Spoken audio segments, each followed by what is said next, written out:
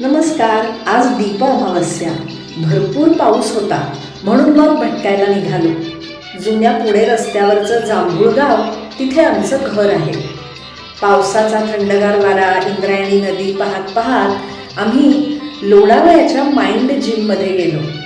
तिथे आम्ही मनशक्तीचे वेगळे वेगळे प्रयोग नेहमी पाहत असतो, करत असतो, पण आज केली भरपूर खादाडी.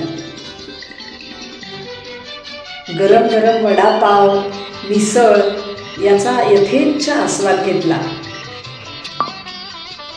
थाळीही घेतली.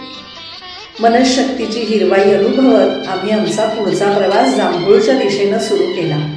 वळणावळणांचा रस्ता आणि बाजूला असलेली इंद्रायणी नदी,